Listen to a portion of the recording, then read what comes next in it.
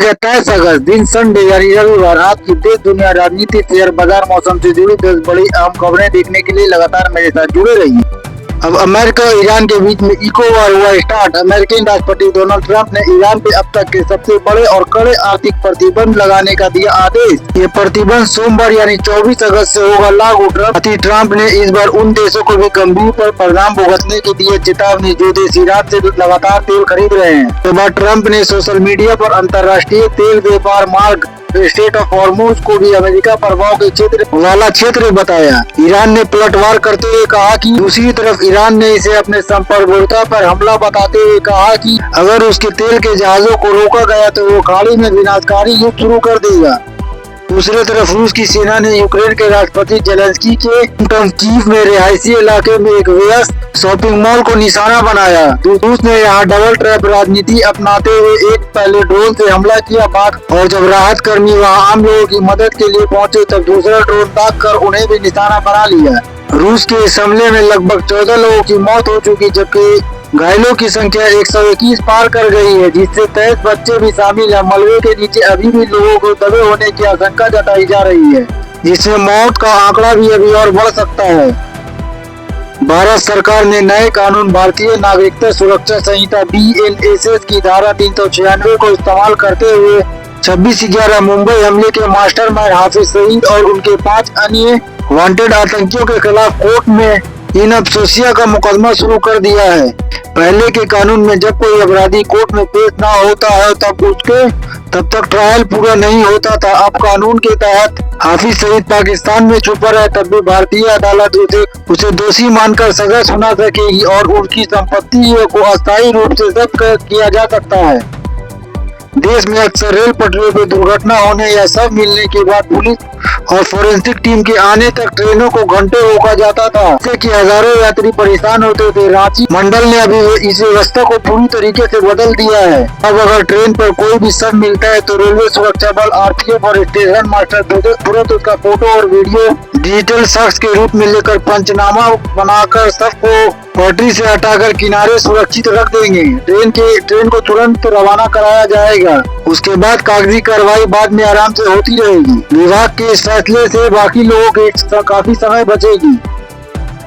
बंगाल के खाड़ी में बने गहरे कम दबाव वाले डीप प्रेशर कारण भारतीय मौसम वैज्ञानिक विभाग ने देश के 24 राज्यों में मूसलाधार बारिश और चक्रवाती हवाएं का रेड और ऑरेंज अलर्ट जारी किया है। अगला 17 से 18 घंटे में उड़ीसा, पश्चिम बंगाल, बिहार, यूपी और मध्य प्रदेश के कई हिस्सों में 85 किलोमीटर प्रति घंटा की रफ्तार से हवाएं चलेगी। उड़ीसा के केंद्र टाप और जगत सिंहपुर में पहले से ही बाढ़ जैसी हालात है, जिससे लगभग 3 लाख लोग प्रभावित हुए हैं, जहां NDRF की टीम तैनात की गई है।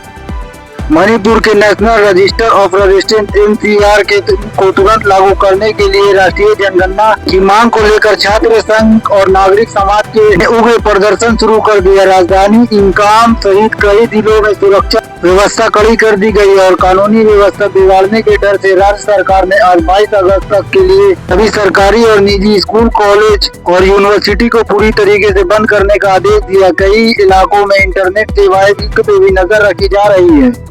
भारतीय वकीलों की सबसे बड़ी संस्था बार काउंसिल ऑफ इंडिया के एक बड़े वित्तीय विभागों के सामने आया है। BCI के सह अध्यक्ष BR रेड्डी ने चेयरमैन मन कुमार मिश्रा के पद का दुरुपयोग करना और संस्था से लगभग 150 करोड़ रुपए का फंड का हेराफेरी करने का आरोप लगाया। रेड्डी ने मनन मिश्रा से तुरंत इस्तीफा की मांग की। दूसरी ओर सुप्रीम कोर्ट ने एक जनहित याचिका भी दायर की गई है, जिससे वकीलों को वेलफेयर फंड की ऑडिट सुप्रीम कोर्ट के रिटायर्ड जज से कराने की मांग की गई है। स्वीडन के दक्षिणी शहर में स्थित विलेन हाई स्कूल में 18 वर्षीय चाय पूर्व छात्र के चेहरे पर मास्क लगाकर हाथों में चाकू तलवार लेकर घुस गया। साथ ही उसने गलियारे में उसे जो भी मिला उस पर हमला करना शुरू कर दिया। इस मामले में स्कूल के एक स्टाफ सदस्य की मौत हो गई और 3 छात्र गंभीर रूप से घायल हो गए। मौके पर पहुंची पुलिस ने हमलावरों के टायर पर गोली मारा और उसे जिंदा दबोचा। साथ ही स्वीडिश खुफिया एजेंसी ने इसे एक हेट क्राइम माना और इस पे जांच प्रक्रिया शुरू कर दी है। अगली खबर खेल जगत से, जहां खेल में दुनिया के भारत के लिए सबसे बड़ी खुशखबरी सामने आ रही है। बैडमिंटन वर्ल्ड चैंपियन में भारत स्टार महिला जोड़ी श्रेयसी जोली और गायत्री गोपी ने प्री क्वार्टर फाइनल मैच में शानदार खेल दिखाया। भारतीय जोड़ी ने दुनिया के शीर्ष वित्तीय अपराध जापानी जोड़ी को सीधी सीटें में 21-18 और 21-15 से हराकर टूर्नामेंट में सबसे बड़ा उलटफेर कर दिया है और साथ ही क्वार्टर फाइनल में अपनी जगह पूरी तरीके से पक्की कर ली है। अमेरिकी अंतर्राष्ट्रीय एजेंसी नासा ने अब तक के सबसे महत्वपूर्ण ग्रामर एवॉर्ड स्पेन टेक्नोलॉजी को बचाने के लिए बूस्ट रेस्क्यू मिशन को आधिकारिक रूप से बंद कर दिया है। इस टेक्नोलॉजी के थ्रस्टर और रिएक्शन जो कि अंतरिक्ष में सबसे सही दिशा दिखाती है, उसे पूरी तरीके से काम हो जाने के बाद नासा के वैज्ञानिकों ने पृथ्वी के से स्टोफरवेयर कमांड भेजकर इसे ठीक करने की कई कोशिश की, लेकिन कल रात अंतिम प्रयास भी पूरी तरीके से फेल हो गया। अब यह करोड़ों का डॉलर का टेक्नोलॉजी धीरे धीरे अंतरिक्ष के मलबे में तब्दील हो जाएगा। देश दुनिया के खबरों में आज के लिए इतना ही। अगर आप हिंदी में समाचार देखना चाहते हैं तो हमारे चैनल ऑफिशियल बात को सब्सक्राइब करें।